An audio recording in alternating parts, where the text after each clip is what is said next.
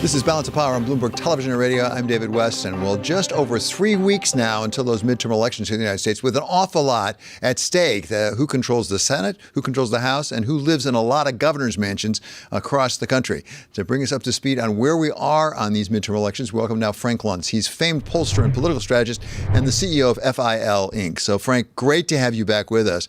How do you play it right now? What does it look like for the midterms?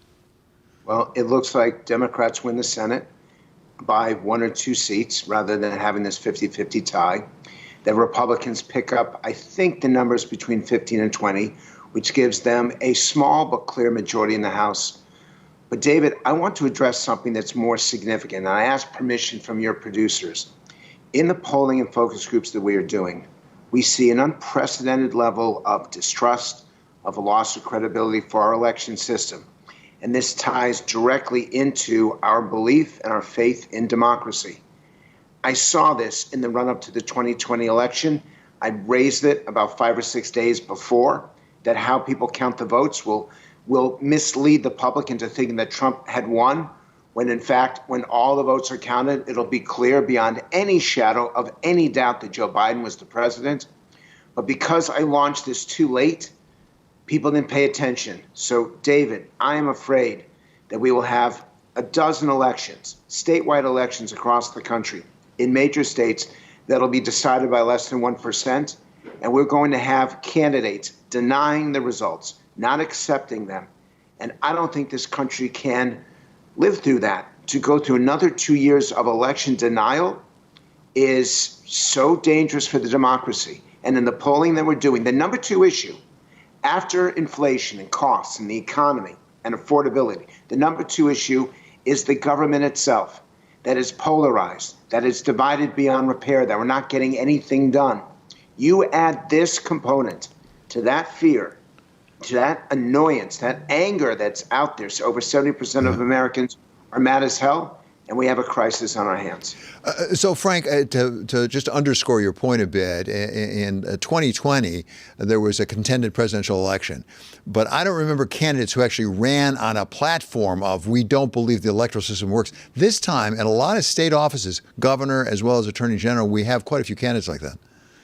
And the Secretary of State of Georgia, I'm hoping that he will take the lead because he was willing to stand up to the former president and say enough is enough. You lost the election, accept your loss.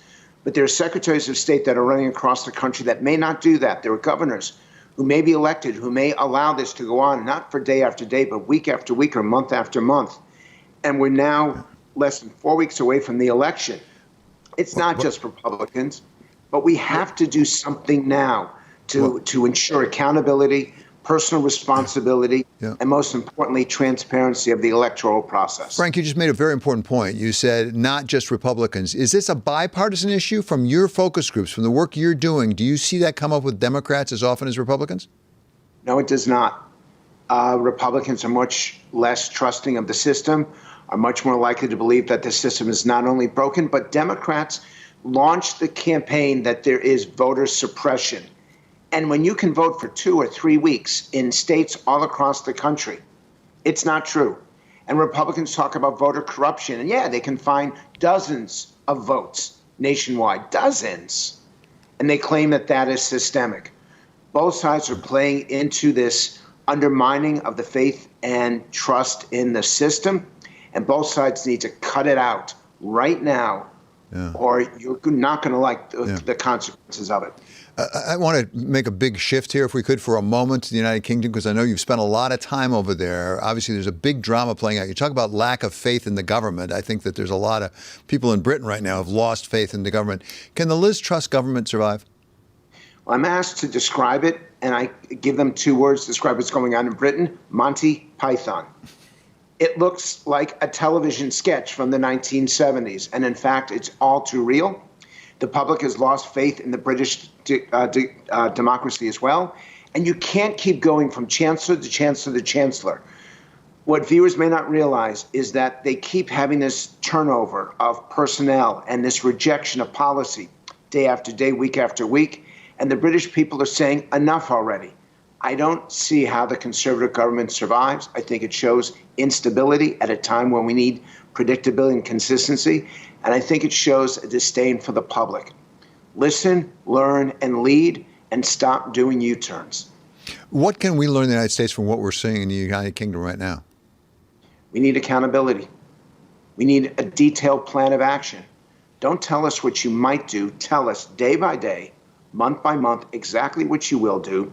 Tell us how to hold you accountable, and let the public in on what's going on. Neither country is particularly transparent, and neither country is taking the crisis seriously. And one more point, we have to work together. Democrats and Republicans, conservative, labor, Lib Dems. You can't just have a one-party government. It doesn't work. We got our threats from Russia, from Iran, and from China. We need to get our act together here, or they're going to be successful over there. A plea for the loyal opposition, as they used to call it. Thank you so much to Frank Luntz. It was really terrific, Frank, to talk to you once again.